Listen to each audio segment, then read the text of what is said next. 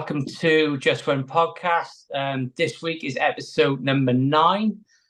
Reese isn't here with us this week. He's down in Bluestone in Pembrokeshire on holiday with his family, so we'll let him have the night off.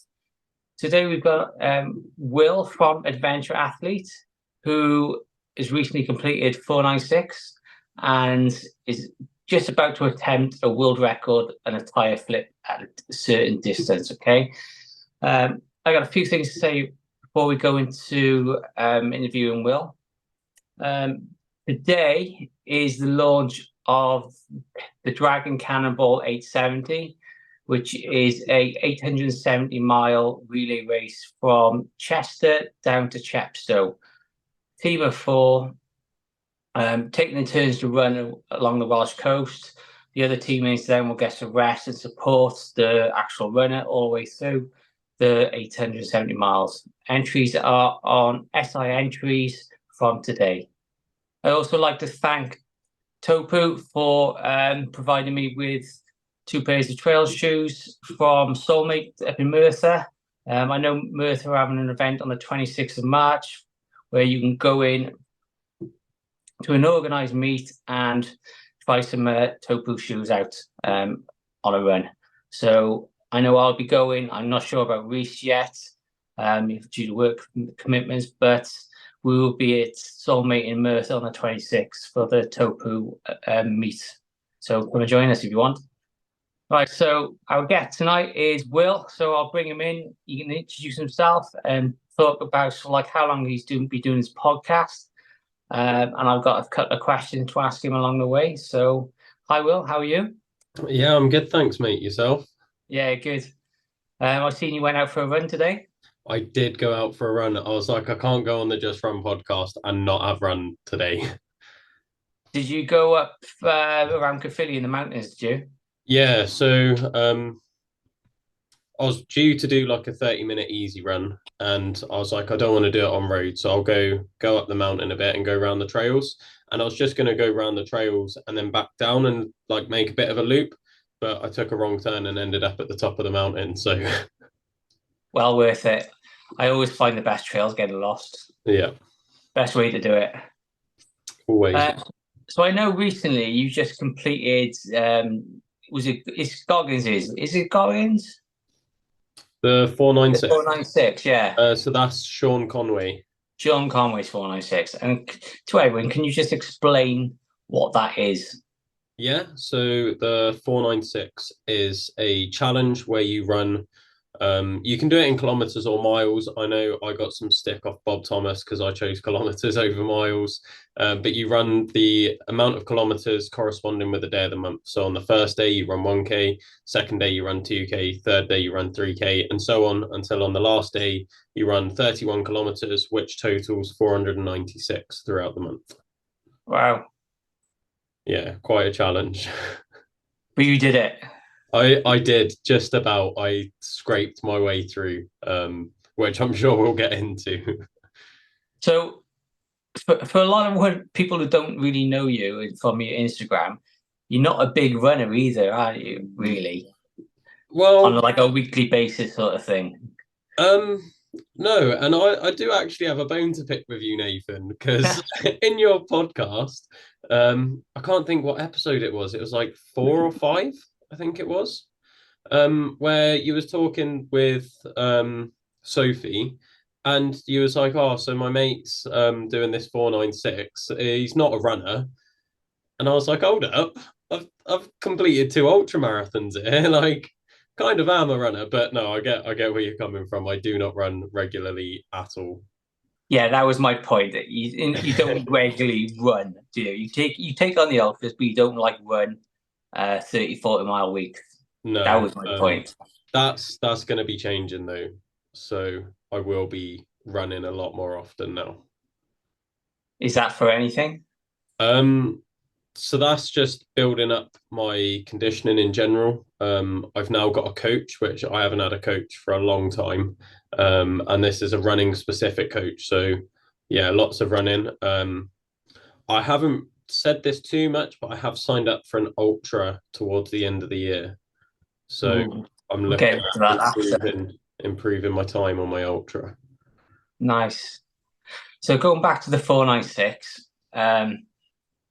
how did you actually feel doing it? Well, you know all about this. One, because I was posting daily on Instagram, and two, because we've got a group chat, and I was bitching and moaning in the group chat basically. Um, but yeah, it started off all right. Felt a couple of niggles like halfway in, and then yeah, quite a big injury towards the end, and then some illness struck as well. So lots of drama. I will admit I massively underestimated this challenge. So yeah, props to everyone that's just doing this as a general bit of training because it is brutal. Didn't you finish it with a stress fracture? Yeah, so on day 24, I built up to having a stress fracture in my foot. I thought it was just I've broken my ankle before, so I thought it was just strain continuing from that from a few years back and just pulling a little bit. But no, it turns out, yeah, like stress fracture in the foot. So I did what's that, 7 days running on a stress fracture, minimum half marathon a day. That's awesome. Yeah, that was something else. My pace drastically changed on day 24. Could you feel any other little niggles as you were sort of like trying to compensate for your foot? Yeah, so that started to pull on the back of my leg then. So I started to develop like a handspring, sort of like tendinopathy, I guess it like that's how it would be described. So just basically like a pulling feeling in my tendons at the back of my leg. Felt like a bit of a sharp pain. Um, but then other than that, it was just yeah, my stride became so short that I couldn't really feel anything else. It was just getting through day by day with the stress fracture. Why did you actually do the challenge? Like, what pushed you to sort of like do it? Um, it's a really good question. And my answer is different every time I get asked it because I don't really know. There's something about challenges that excite me. Um, if it's things that make me feel a bit uncomfortable, then it's like I'm just drawn to it. I don't know what it is inside me that loves to be pushed so hard physically, especially like being underprepared. Like you said, I'm not really a runner. Like I ran an ultra. Oh well, I've run two ultras now. I did like the most recent one was the 50K in November, and then I didn't run after that at all. I just did it. I had 2 months of no running, and then I was like, yeah, I'll do this 496. And I saw it was being posted about. I'd spoke with Bob Thomas about he did a similar thing, but he did it in miles. Um, and it just kept popping up, and then I was just like, yeah, one day I'll do it. And then Sean Conway posted being like, I'm doing an official one January. Come and join me. And I was like, oh, I might do that. But I was up in Scotland at the time. So I was like, nah, I'm probably not going to bother. I'll just enjoy my holiday. And on New Year's Day, I climbed Ben Nevis, came back down, dropped my mate off at Edinburgh train station, and I was sleeping in my car on my holiday, as you do. And it was then the second, and I was like waiting about, just enjoying like my time away from work. I'm quite busy usually, so to just be able to be out in nature was just quite nice. And I was like, you know what? Like, I definitely did 1K yesterday. I'll do two today, and I'll just start this challenge. And I just went for a run, and I was like, I'm gonna video it, do a daily post, and I was like, yeah, it doesn't seem that hard. I'll do it in kilometers, so I'm not pushing myself too much. Um, and yeah, just the naivety of it was just incredible. Like everyone that knows me, I just sign up and I start going. So, do you think that's a result of sort of like your podcast, The Adventure Athlete, where you're sort of like pushing yourself as far as you can possibly go? Um, I think it's the other way round, to be honest. I think my podcast originated from just how I am as a person. Like way before the podcast, I'd started doing these stupid challenges.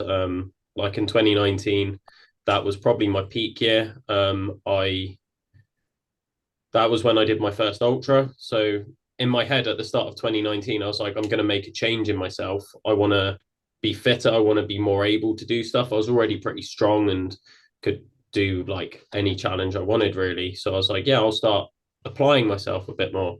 So I signed up for an ultra, but I'd signed up to every race distance in between as well, because I'd never run a race. I was like, why do I think I can do an ultra? So I signed up to a 5K, 10K, half marathon, marathon, and ultra. Um, and I basically only did the half marathon and the ultra, and I just didn't train for either of them. I had the whole year to train, and I didn't. So I did Cardiff half 2019, did a 1:45, fairly decent time considering I didn't train. And that was at the end of a 2-week firefighting course as well. So I'd done my basic training where you just get beasted. A bunch of the guys on the course were like, yeah, we're signed up for Cardiff half as well. And I was like, oh, okay, like I'll definitely come with you guys then, because I was thinking about not doing it. Um, and yeah, I rocked up and I was the only one there. So I was like, fuck it, let's just go on a bit of a jolly, like try and go as fast as I can. Did a 1:45. Then I had like a week off. I then did another 2-week firefighting course, which was about fire behavior. So it was all full kit, under air, going into fires, learning how to rescue people from fires, navigate your way around burning buildings, things like that. So another 2 weeks of a beasting. Took a week off. Then I did a strongman competition, which I equally didn't train for. And then 2 weeks after that was my ultra. So yeah, just went straight for the ultra. I was meant to do a marathon in between at some point, which I just didn't bother doing. Turned up to my ultra and finished within 1 minute of the cutoff time. And that sort of like started me on this path of signing up for stupid things that I'm definitely underprepared for. Yeah.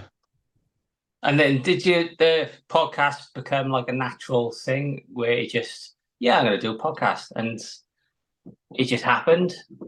Um, the thing with me is I'm really like impatient. So when I have an idea, if I don't act on it within like a week, I know that it's never going to happen. And I hate having ideas that never happen. So once I've got an idea, like I just try and act on it. Um, and we'll probably get a bit more into my past a bit later on. But basically, I had like a few years off challenges after 2019 for various reasons. Um, Started struggling with like depression and stuff. So I set myself 12 ridiculously hard challenges called the 12 Labours Project that I'm doing. Um, and that's based on the story of Hercules and his 12 Labours. And that was at the start of 2023 because I just needed something to challenge myself to get out of this sort of depression. And when I started it, like I decided like I was going to cut all my hair off. I've kept my hair short since. And I was just gonna like go out for these challenges, but I wanted to find more people like me, because everyone I knew, like I'd do these things, and they would just be like, "Oh, you're stupid, you're crazy. Like, what's the point in doing that?"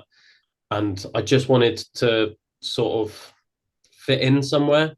I I don't like being different, but at the same time, I don't want to be someone else. I like who I am. So I found someone on Instagram who lived just in Barry, so not that far from me, who was also into doing stupid things. His name's Taylor Mason. And I messaged him. I was like, look, do you want to meet up? Like, I would just want to talk to you, find out about like how you set your challenges, like what sort of things interest you, how you go about training for them, sponsorship, all of that sort of stuff. So we met up and we was talking. And then we met up a second time. And on the second time I'd met him, I was just like, I really feel like we should start like a podcast and a business together based around like fitness and like adventure and like have a bit of a spin on it. And he was like, yeah, like let's keep talking about it and plan it out. And I was like, yeah, okay, like come around my house this weekend and we'll sit down and we'll put a bit of a plan together. Little did he know, I just went home and bought a bunch of podcasting equipment and by the time that he came round, it was all set up, and I was like, right, let's record our first episode. So yeah, we recorded 3 episodes that day. So it was the first 3 episodes. We did the Adventure Athletes podcast episode, our first ever one. Then I did like an intro to me and setting yourself challenges. And then he did one talking about he was morbidly obese and then like started doing like world's first, like he pushed a tyre up Penavan. He did he called it a hammerthon. So he hit a hammer on a tyre, like a sledgehammer, until he had reached the average gait count of a marathon. Wow. Yeah, we just ever since then I was like weekly releases every single week for a year. And we're coming up to that point now, and I'm amazed we got here because yeah, he stopped coming now, and it's just me for the past 6 months. So I've been lucky enough to come on as a guest, obviously, as you know. And then with the WhatsApp group, which is formed as a result, are you surprised at the community and sort of like the banter that's happened as a result of it? 100%. Like when I started it, like I was saying, like I was trying to find more people like me because I'd never found anyone that sort of understood why I was doing these challenges and like what drives me to do them before. I'd really struggled finding anyone that does anything like me. So when I started it, I was just trying to get on like different coaches from different sports. I had a lot of like weightlifters on. I had a free runner, a surfer, just like a really wide variety of people. But I found some of them still didn't quite understand the sort of more extreme aspect of what we sort of do. So it started off quite slow, and there were points where I thought about giving up because I still wasn't finding that community that I was sort of craving at the time. And then that all, funnily enough, changed when I had Reece Jenkins on, which is when you found out about us. And yeah, after that episode, like everything sort of changed from speaking to him. It just like sparked that excitement in me again, and I was like, I found what I'm looking for. I found someone else that's willing to push themselves beyond what most people think is sensible. And then it's just snowballed from there. Like I've then had you on, I've had Grant on, Lee Davies, like so many incredible people that I would never have met if it wasn't for that podcast. And then that sort of built the community itself. And I just sort of like facilitate it. I just was like, yeah, give me your numbers, guys, and chuck us together. And we're actually going to be running our first event in May, where we're trying to get as many people from the podcast together and as many listeners as we can. So yeah, if you're interested, hit me up. And what is that event? So it's not finalized yet, but it's going to be a adventure athletes take on the fan dance. So we're going to be doing the fan dance route, which is a military selection course. It's about 24 kilometers, but you're going over some of the tallest mountains in South Wales, including Penavan. I'm not exactly sure what the twist is going to be yet, but it's going to be exciting. It all really depend on how many people come, I guess, to what I decide to do. But I've got some pretty tasty ideas. Nice. And that's May the 1st, yes? May the 6th, I think. 6th, cool. It's on the May bank holiday, so yeah, it should be easy for people to come. Do you find this crazy that like someone puts an idea in that WhatsApp group and everyone's like, no one's dismissed it and say, oh, that's nuts. It's like, oh yeah, I fancy that. Yeah, that's exactly what I love about it. Like I've tried to do things like this before, building like communities around an idea, and I've always really struggled because people don't really engage that much. And then like I started it and I started doubting myself, so that's why I didn't post for like I don't think I posted for like a week or two after creating it.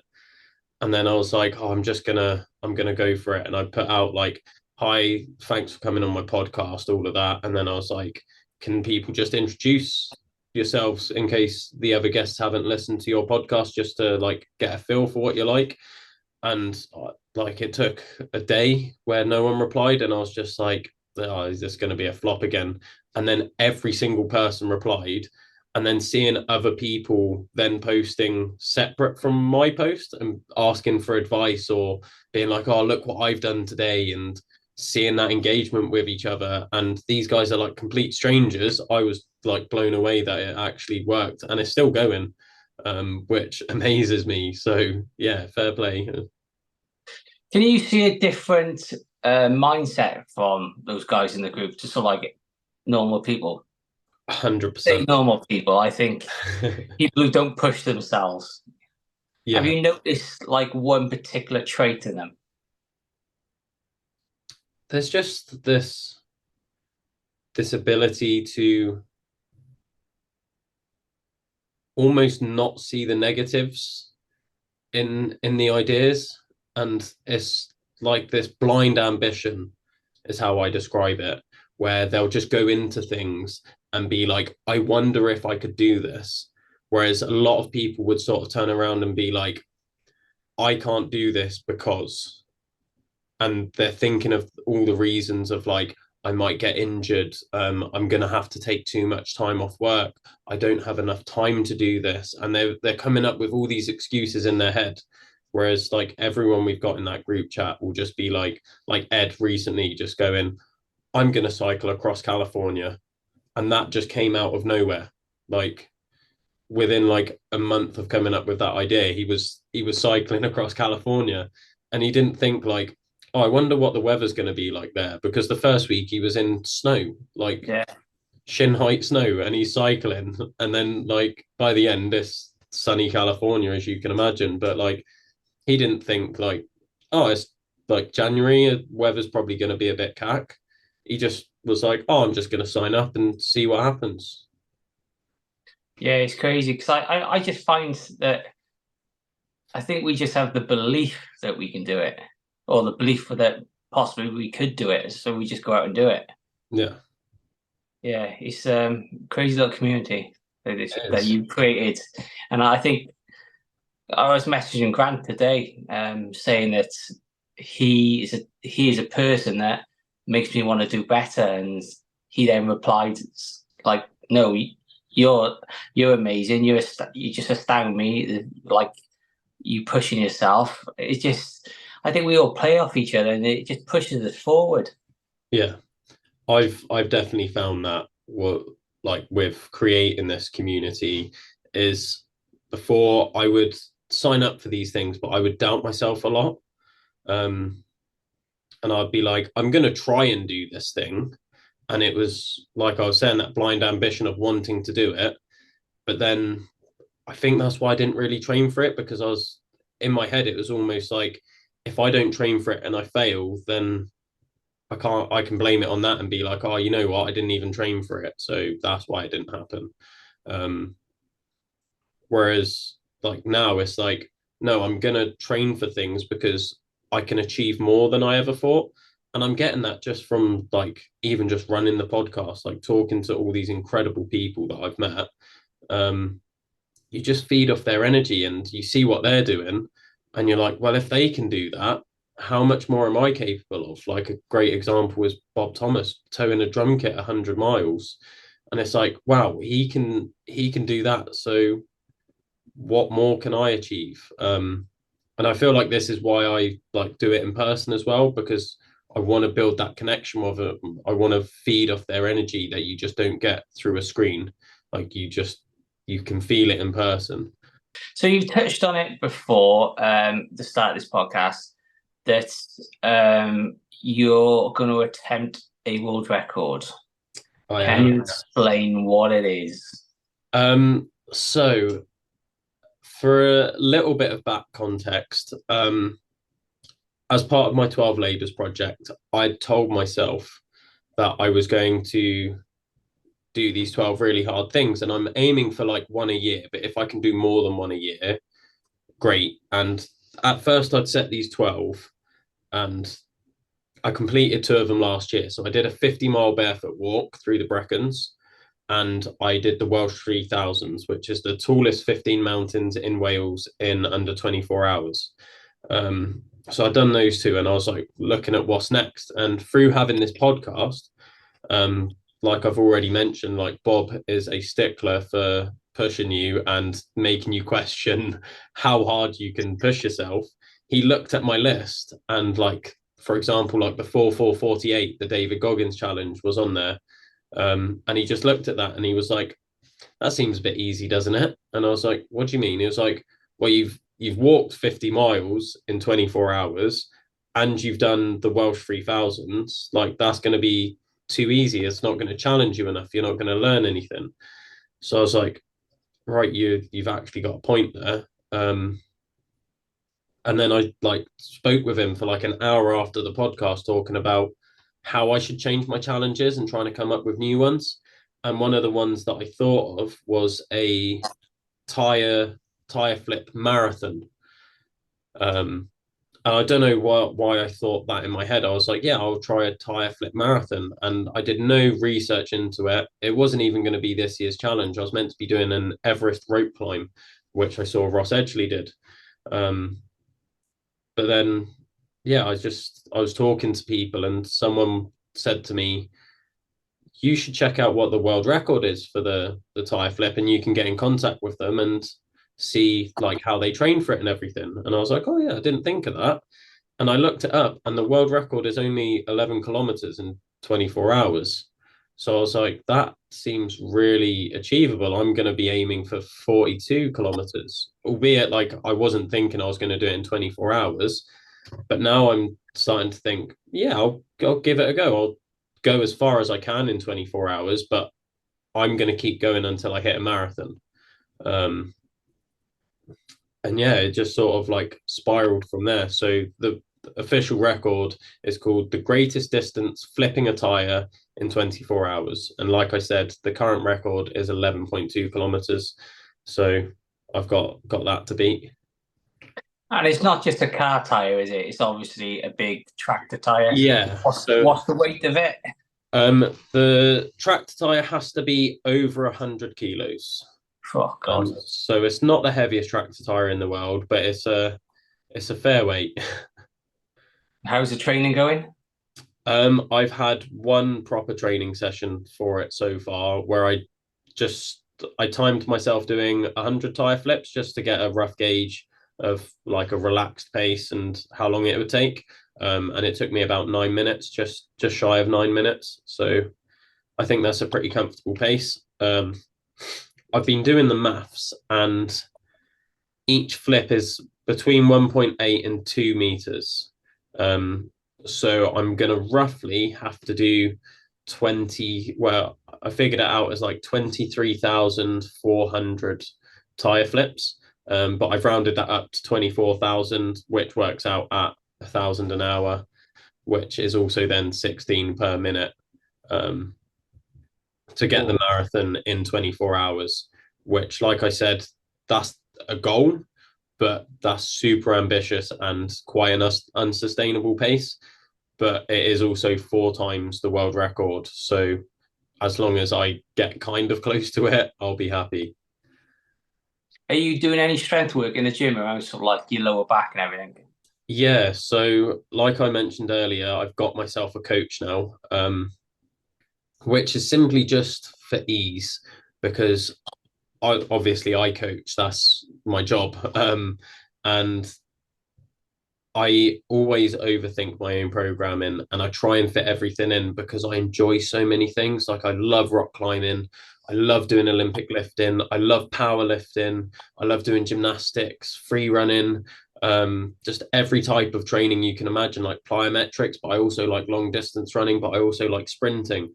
So I always try and overload my program. And if I miss one session, or if one session goes badly, I always try and pick it apart and change it.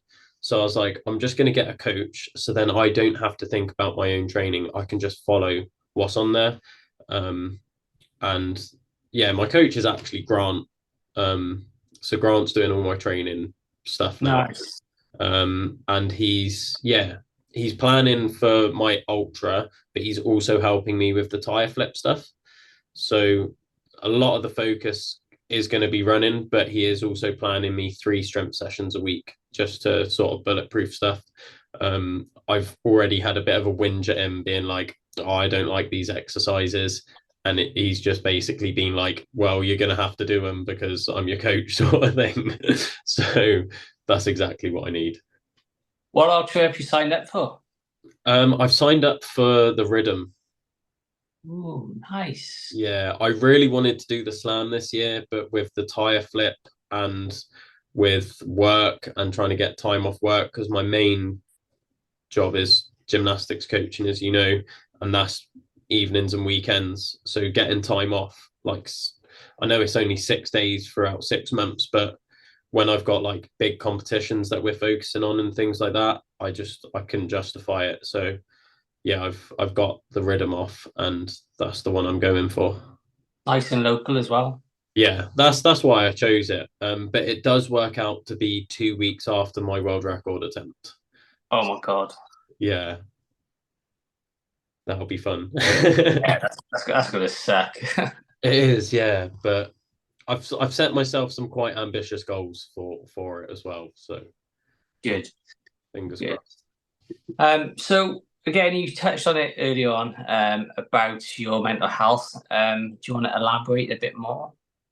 Yeah, so I've always sort of struggled with my mental health. It's been going on since I was fairly young.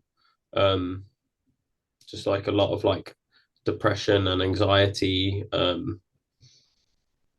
I did get like I was going to therapy when I was 18, I want to say, to try and get diagnosed for bipolar. And we started going through the process of it. And I ended up, because I was self referred, I could just withdraw myself whenever I wanted.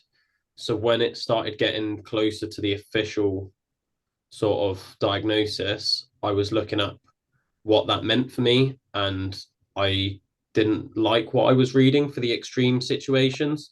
So I just withdrew against my therapist's recommendation. Um, so I never officially went there, but there's like quite a strong chance that I am bipolar. Um, so that obviously plays up quite a bit in my life. But it got really bad in 2020 through COVID. Now, I do want to touch on COVID a bit more later, but essentially, I didn't even realize COVID was happening because I was still working. I was part of the fire service, so I was still going to work, still doing like my day job and everything. And I was still training a lot because I was a firefighter. Like, what else is there to do but to keep fit? Um, and then I got made homeless. I was living with someone that was vulnerable. They owned the house and they gave me 3 days to move out or quit the fire service, which I wasn't prepared to do in the middle of a pandemic. So yeah, I was made homeless for about 6 months. I started off sleeping on the streets.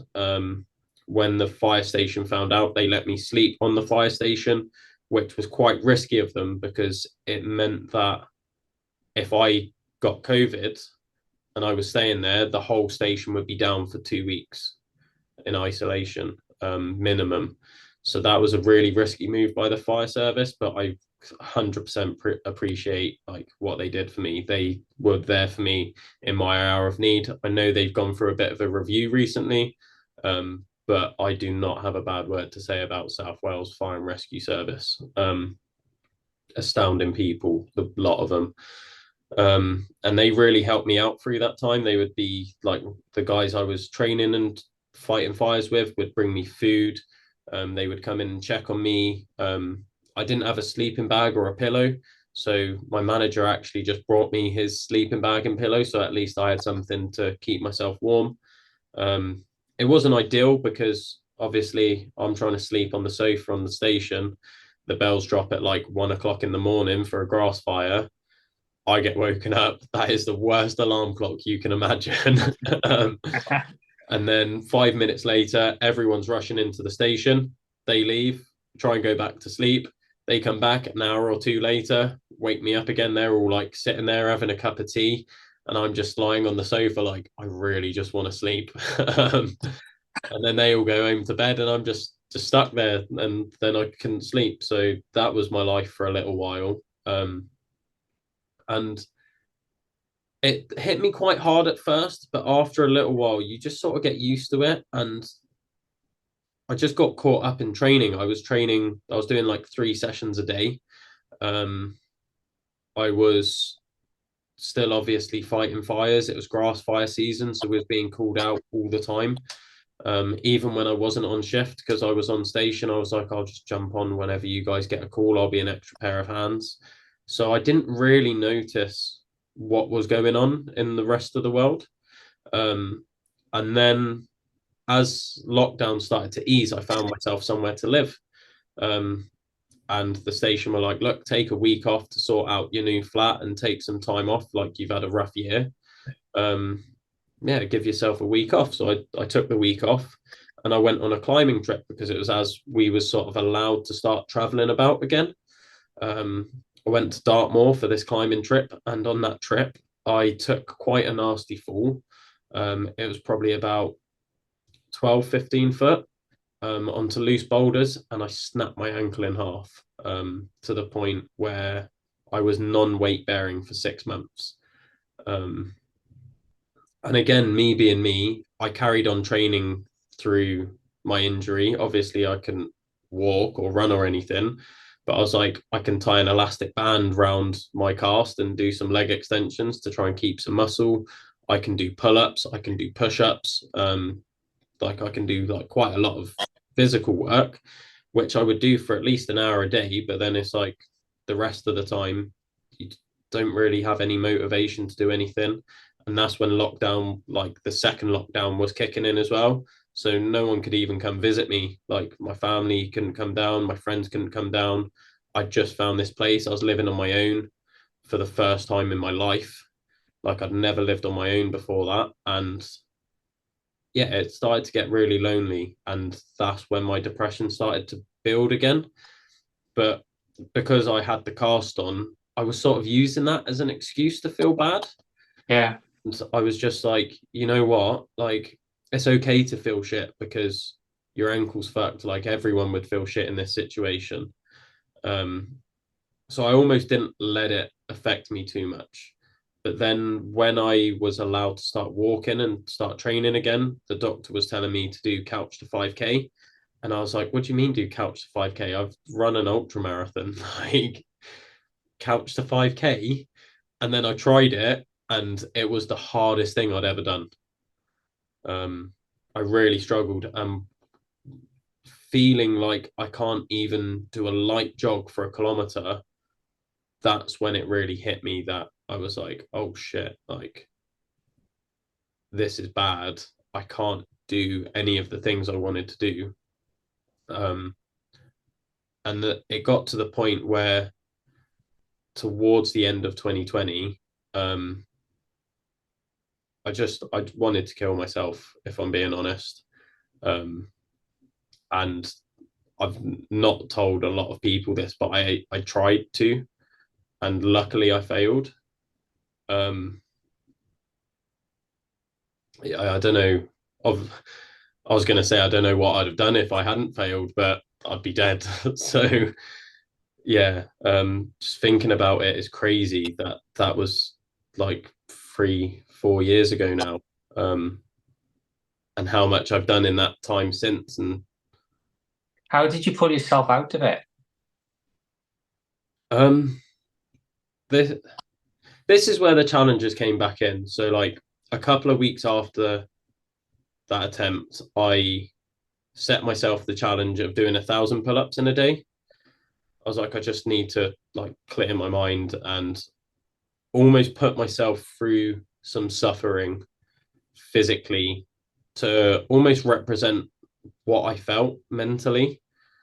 Um, I do feel like sometimes in the past, and I've sort of reflected on this through therapy with Bigmoose, which I'll probably talk about later as well, is that I was doing like the right things, like challenging myself and doing all these things, but I was doing them for the wrong reasons. And I feel like some of what I was doing was almost like a cry for help. It was trying to show people, like I said, physically how I felt mentally, just putting myself through the wars almost. And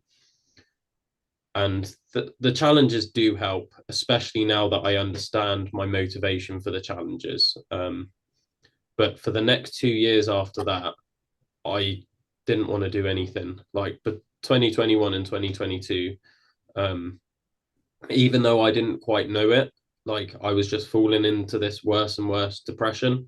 Um, and there were times where I would just randomly have these breakdowns. I'd just sit in my car for like an hour and a half, and I would just cry and not want to get out of my car. Um, and yeah, I didn't know why. And it just got to the point where I was like, I need to do something about this. And then yeah, that's when the 12 Labours project came about. And through doing that, like I tried to do the Welsh 3000s and I failed the first time I tried because I just was completely underprepared, but I just wanted that challenge back in my life. Um, but physically my body wasn't able to do it. And that hit hard. That was the first time I've ever said I was going to do something and didn't.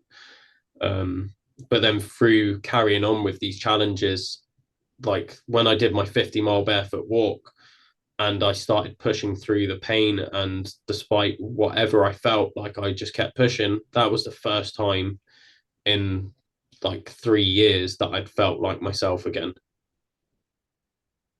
So by giving yourself really physical and mental purpose, you sort of like pulled yourself out of it a bit. You gave yourself a bit of direction, I suppose, didn't it? Something to aim for. Yeah.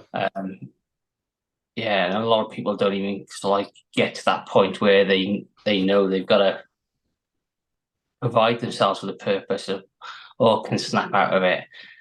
So how's the therapy going now with Bigmoose?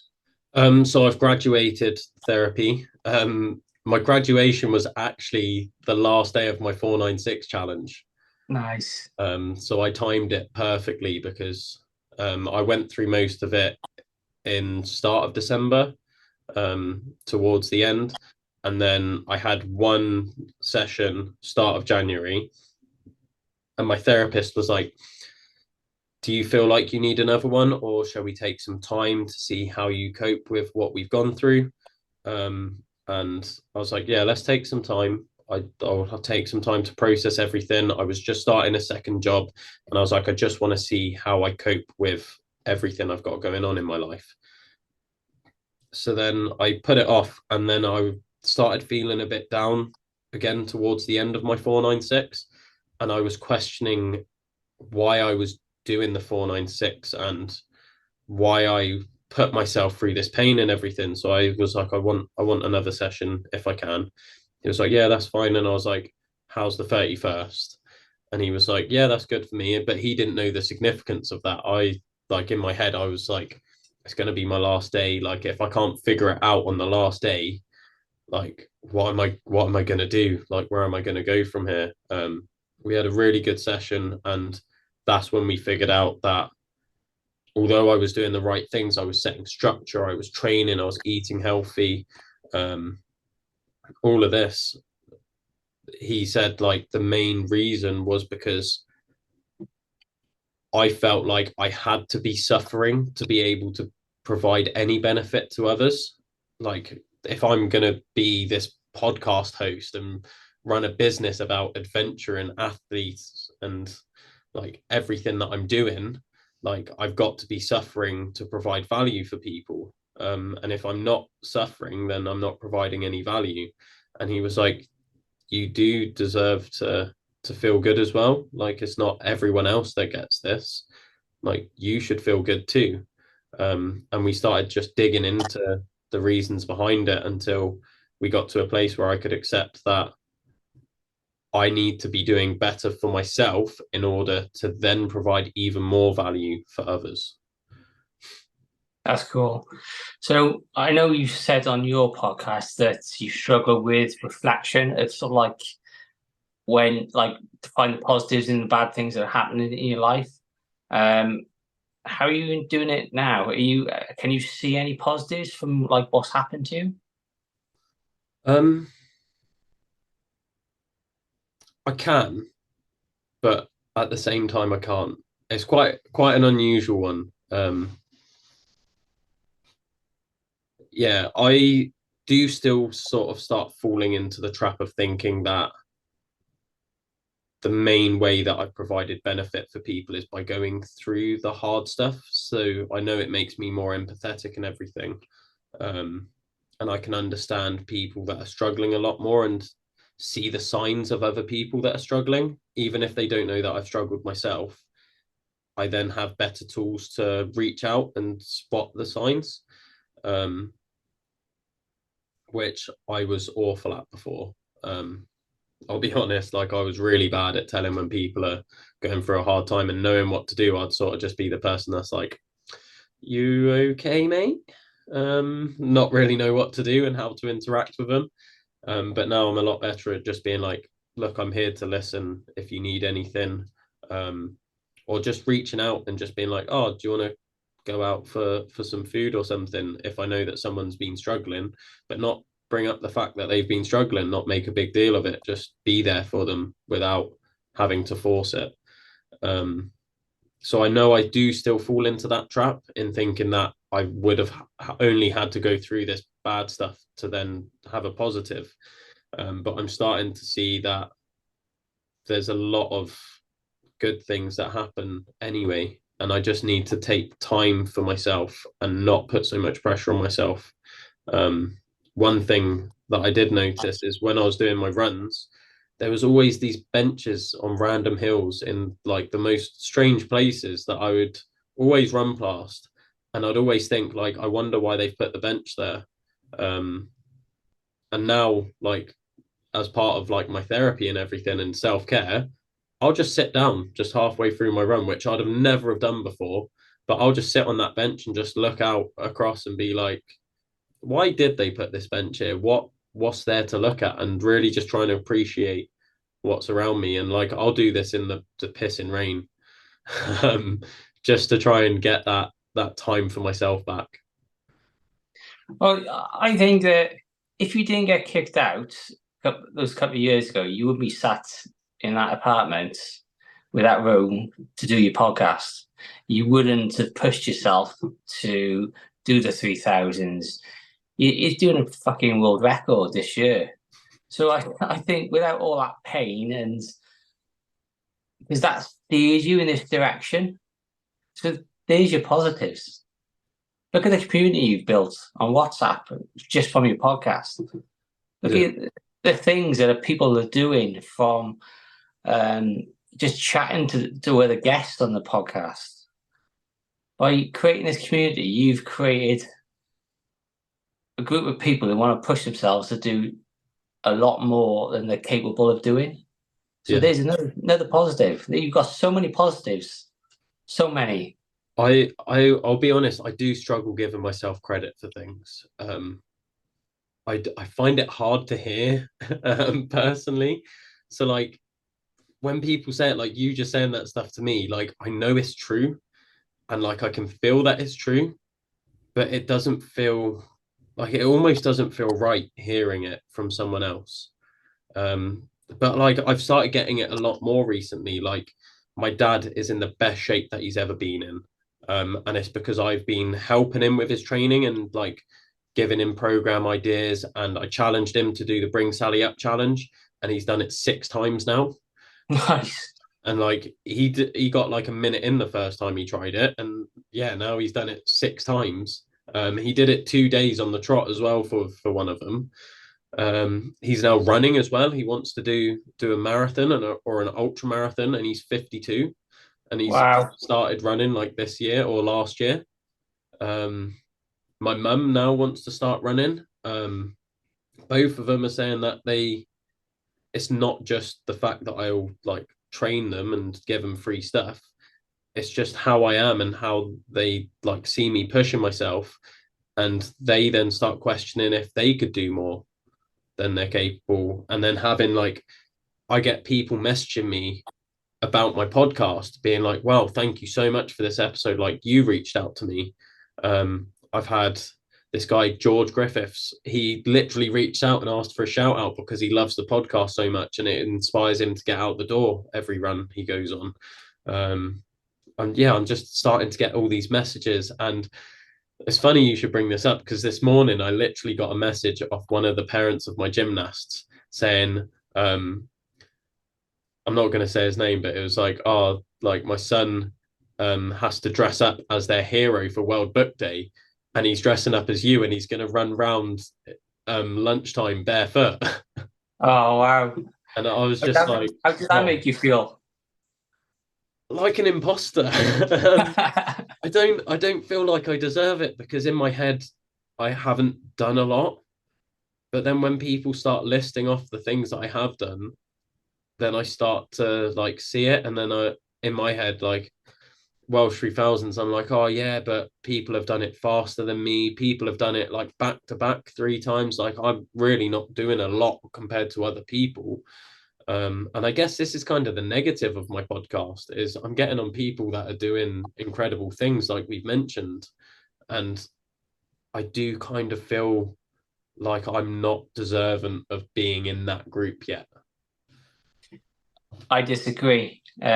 Also, what you got to think is you're telling the story of those guys.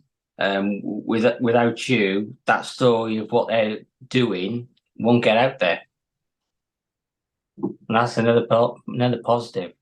I just thought of something. How many messages have you had around sort of like, oh, you've inspired me to go for therapy around Bigmoose? Um, I've I've only had the one so far, um, and he's going to be fine me bringing it up. But it was Mike Jenkins, so he came on the podcast recently. Um, that was from the last day of my 496. Is halfway through the 496, I met up with Jeff at the Bigmoose headquarters. I sat down with him, and I wanted to push Bigmoose and thank them for what they've done for me, and I wanted to get them on my podcast, and I want to like share their story. Like I want to do loads of things for them, and I came away having signed up to raise £10,000 for him because it's Jeff, and that's what you do when you talk to Jeff. Um, and I had this incredible desire to like do more. Um, he's such an inspirational person. So I think that was like day 12 of the 496. And you can see if you go through all of my videos on day 12, you can see the switch of I was just like, yeah, I'm doing this thing. It's okay. Yeah, like I'm out running again. And then I switch and I'm like all of a sudden trying to see the positives and trying to be like, yeah, I'm fundraising for Bigmoose. I get to do this. I get to share this with people. I get to raise money for a cause that I believe in. Um, and then because I was doing that, it made me realize I should be more vulnerable myself when putting stuff out there. And then that's when day 25 hit. And is it 25 or 26 where I'm like 3K into a run and I just start crying because I'm in so much pain and I feel like a failure. And I'm trying to record, but every time I try and talk, just tears are streaming down my face. Um, and it took me 2K to actually film like a 30-second video. Um, and like my 2K was like 10-minute kilometers, so like that's 20 minutes of trying to record a 30-second video. Like it was insane.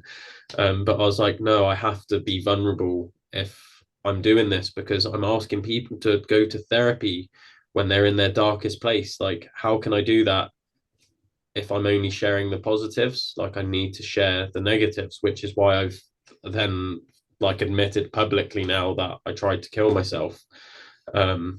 It's all coming from that vulnerable place, and I feel like terrible saying it, and I hate watching that video back.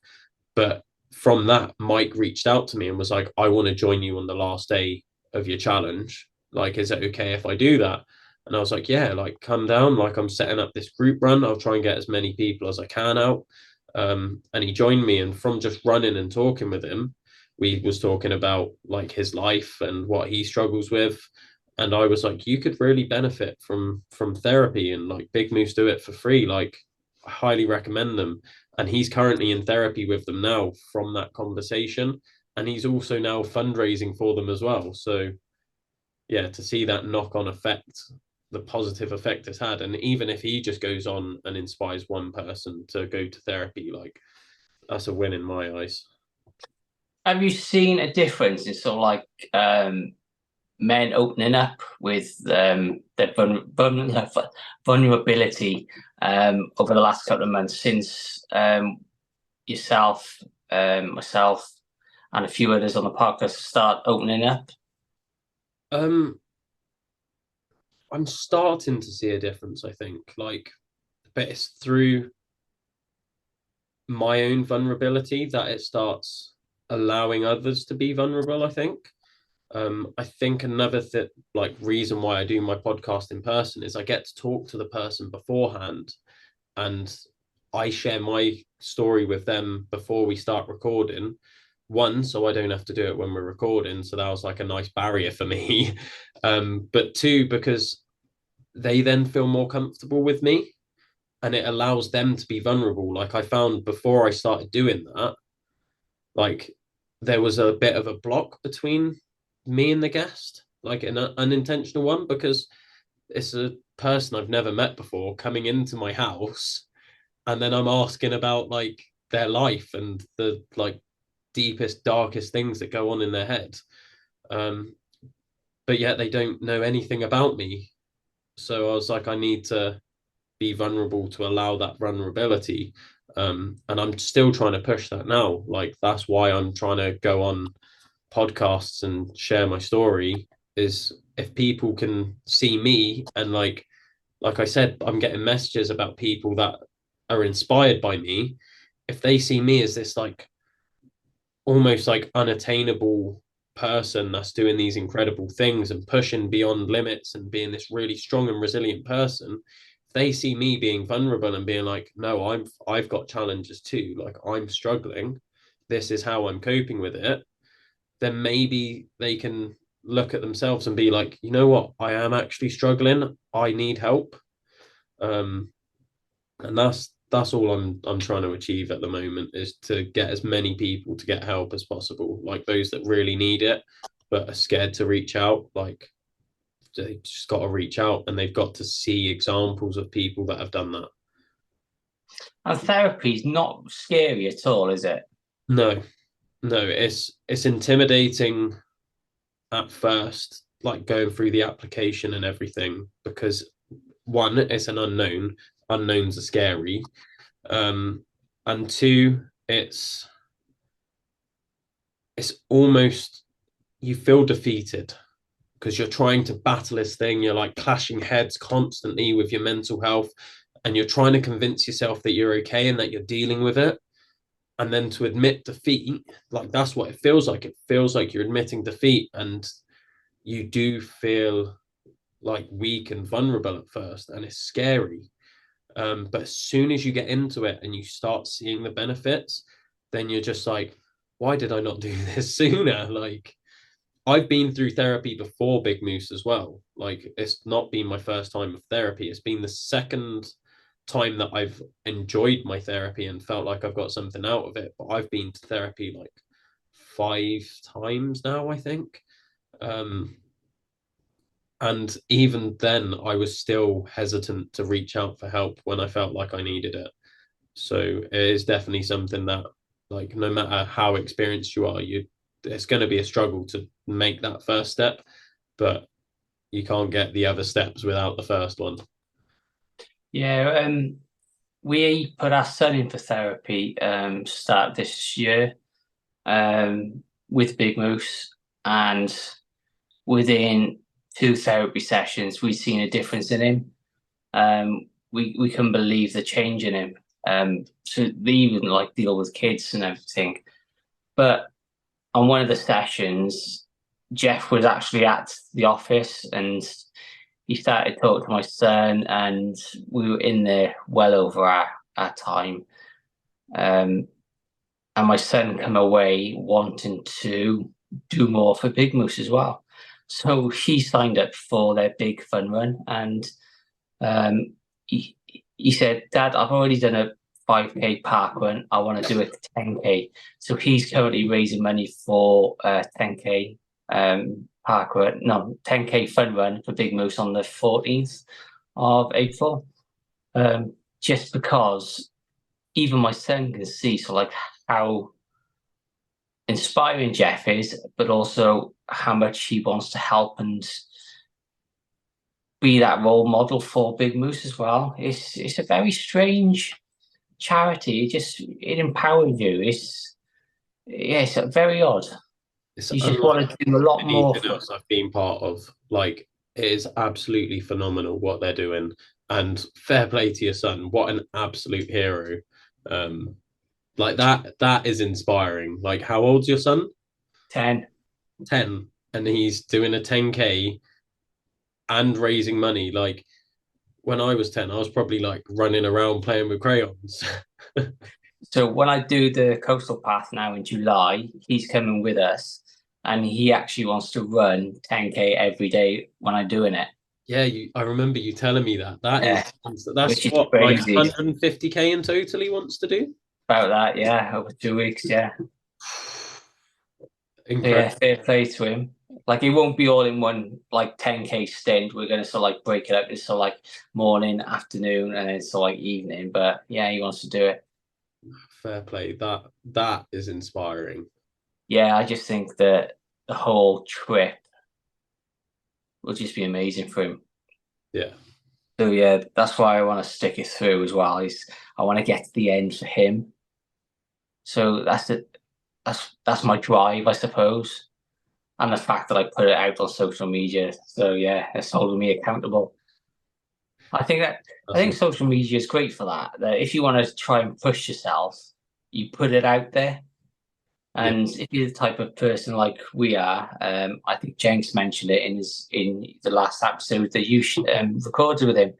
That by putting it out there on social media, you hold yourself accountable, and you don't want to say fail because you just want to go fuck you to all the people who think you're going to fail. And that's another drive for you. Yeah. Yeah, I think yeah, that's a really good starting point for making the change. I think reaching out to people, having someone there to, like, say you said you're going to run 5 miles and you only run 3, having someone that can look over your training and be like, why didn't you do the 5? Like, what's going on? And it's almost like it's not doing it in a berating way. It's doing it in a checking in, like, is everything okay? What happened? Like, there might be a genuine reason you didn't, but there might just be like, I felt lazy, and then they can be like, come on, you can do better than that. That's a really good start. And I think that's what comes in with social media, because there are so many people that will just be like, what's going on? Like when I said I was doing my 496, I've said this so many times now, but the first message I got was of Bob Thomas being like, why aren't you doing it in miles?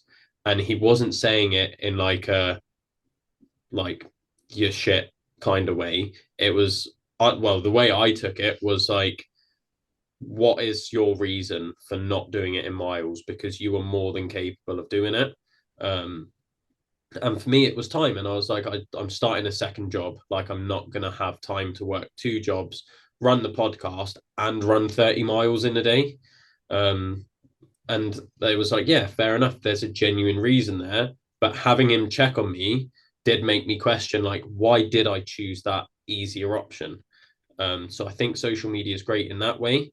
But I feel like over time, the less you like can rely on those people, the better, to make it then like an internal thing of like, I'm just going to do this for me, and whatever else happens, happens.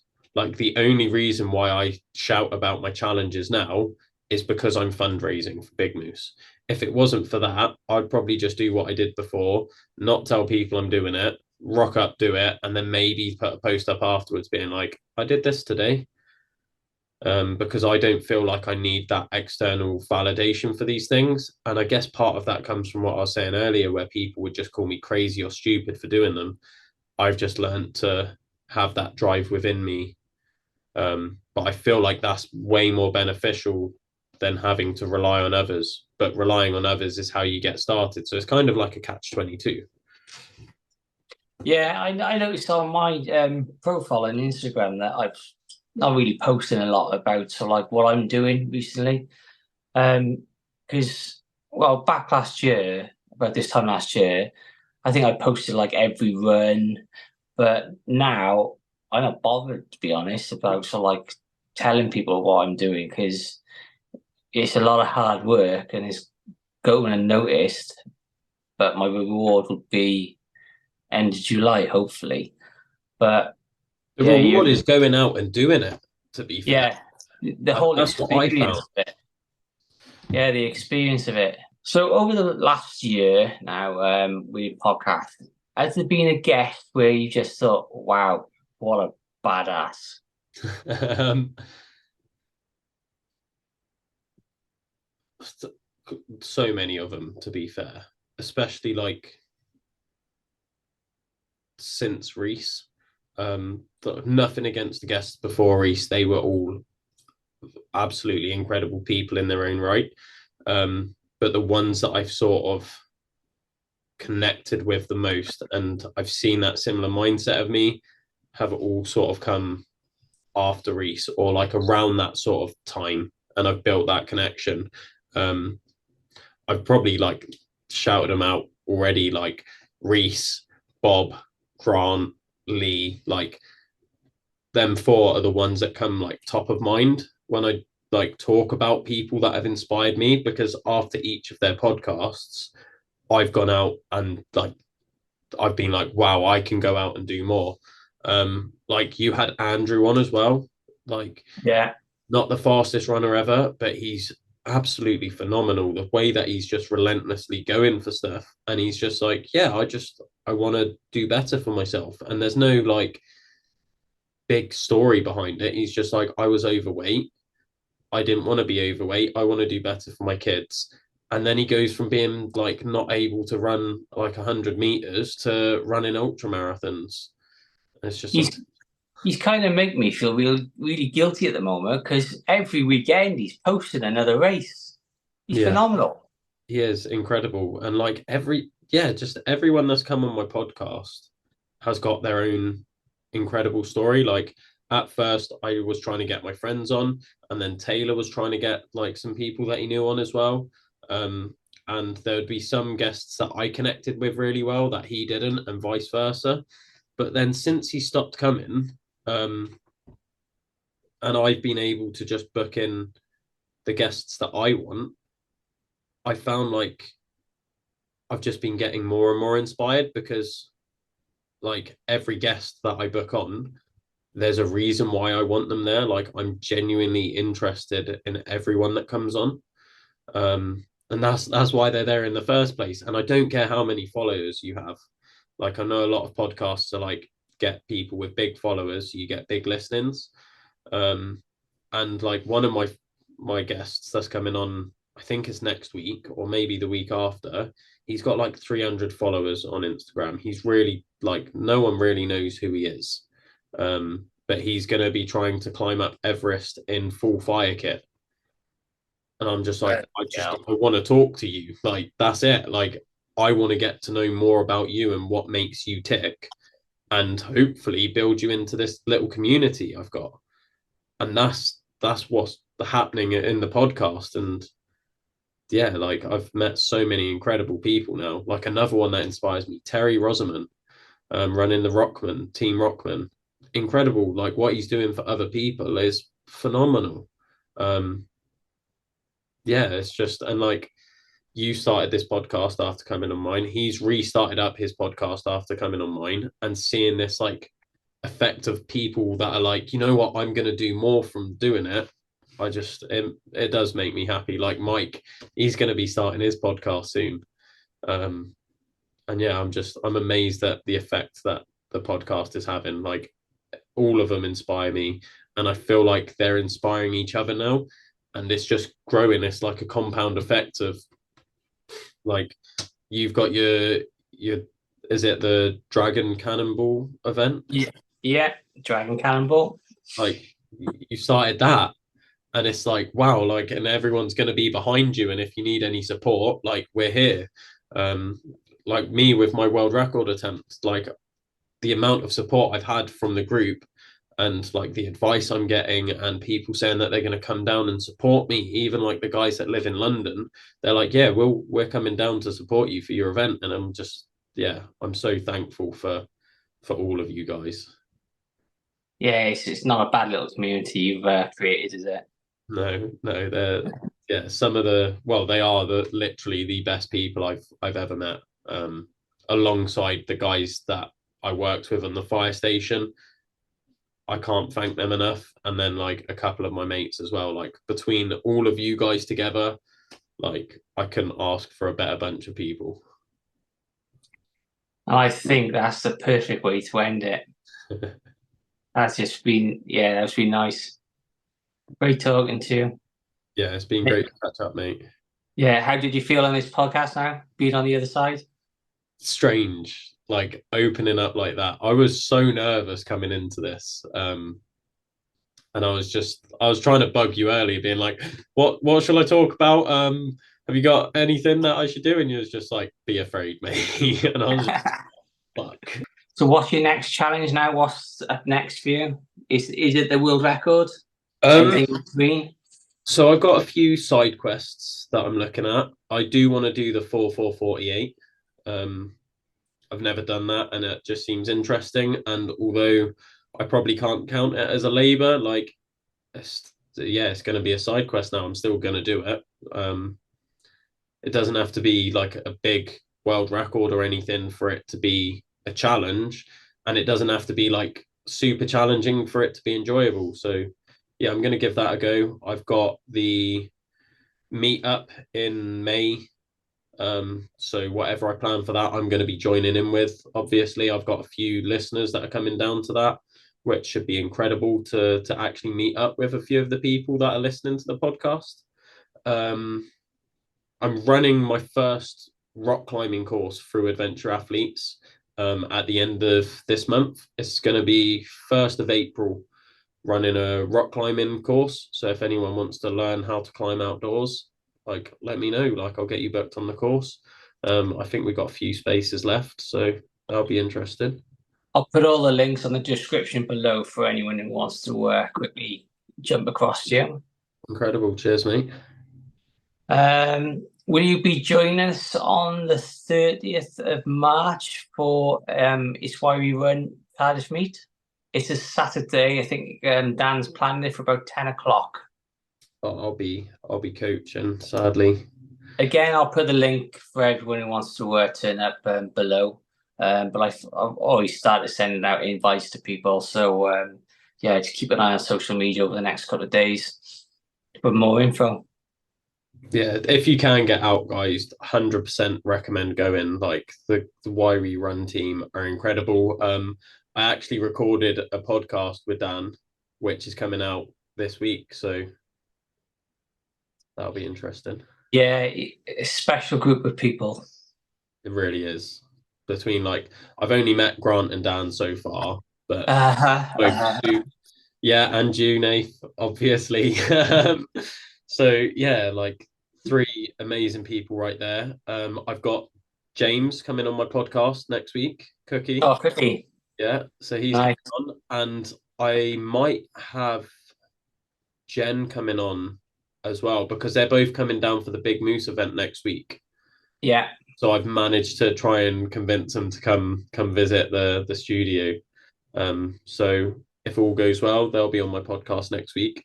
And then yeah, so Sophie's if people don't know, not aware, on the 16th of March, is it 16th of March? Yeah, 16th of March, Bigmoose is having an evening down St. David's Hotel on the Bay where we have guest speakers, and one of them being Cookie from It's Why We Run. So again, I'll put links in the description below if you want to buy tickets. I think there's a couple still available. yeah, it'd be a great day with about 200 guests, all who just love the run. So yeah, pop down. If you've been inspired by my story, please donate to Bigmoose through my fundraiser. Really appreciate it. I'm trying to raise 10 grand and I've got like 750 quid so far, which is amazing in its own right. But yeah, it's not quite 10 grand. And then if anyone needs help, reach out to Bigmoose, like 100%. They could change your life. And congratulations, Jen, finishing second at the St. David's half marathon, which was actually along the coast. Did she? So, yeah, second. Oh, well done, Jen. Fair play. So a tough little run for her because I know the St. David's quite well, and yeah, it's gnarly. So well done, Jen. Okay, thanks for listening today. Episode 9 done with Will. Check him out over at Adventure Athlete on Instagram, and the links in the descriptions below. Remember, if you want to sign up for the Dragon Cannonball 870, go to SI entries. You'll need a team of 4 and a camper van. Next week, Reese will be back. We've got a big guest coming on again next week, someone that's you would have recognized from YouTube and Instagram, who is hilarious on Instagram, actually. So we're really excited for this guest next week. So tune in next week as well. But again, thank you for listening. We've hit 60,000 views on YouTube, which is just astounding. Thank you very much. See you next week. Bye.